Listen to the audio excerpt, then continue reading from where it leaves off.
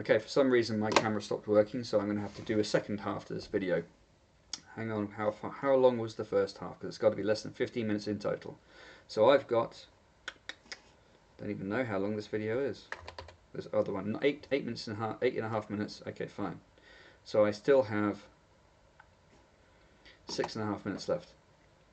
So, anyway, the British Empire could not have been founded without some sort of principles. The whole of the Western world was not founded without some kind of principles, and character is part of it. So the way you behave, you don't snidely try and just manipulate people, and that's because the reason that that's happening also is because our government is not run at the. Our government at the moment is a puppet. Okay, it's a puppet. It's a puppet show. Okay, the people in the government might be trying to do their best, but at the end of the day, if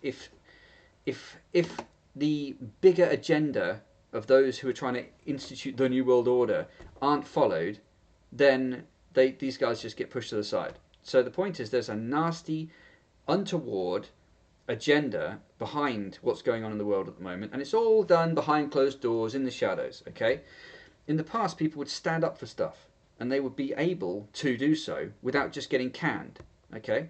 Or without getting silenced. You can see it's all this sneaky disgustingness has crept into society, and indeed the people who are doing so with their influence in the media have tried to get media companies to produce media which endorses dark this or shadow this, okay, to try and get people to feel there's something good about nastiness and badness, to try and gain some sympathy for that kind of thing. Yuck is the answer, okay? It's disgusting. So we have to actually raise the standard, and that takes courage.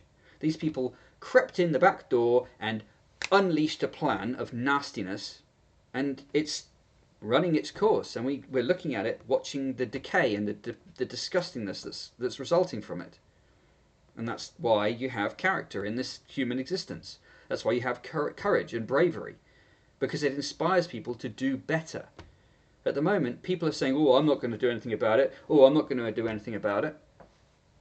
So people with character, and yes, I do count myself among that number, have to stand up and do something about it. Have to stand up and take leadership. And watch the snide scumbags who actually instituted this thing do one of two things. Either slink away or try and attack you.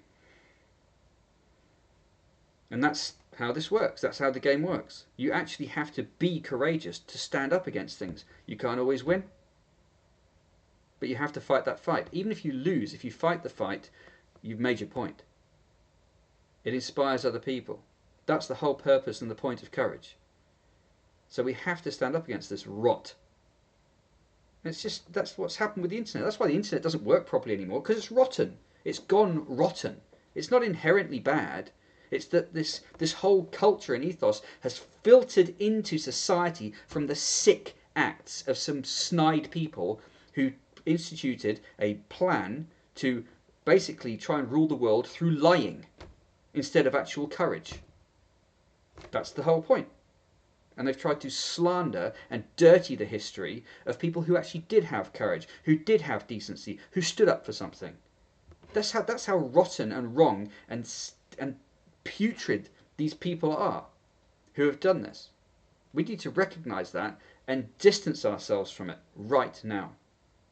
And then things will begin to get better. But it's a process. This kind of destructiveness, yeah, it's easy to do, and they've instituted it very quickly. Okay, fine. Sometimes it's easy to destroy. Now we have to put the effort in to build something strong again and leave these people in the dust where they belong.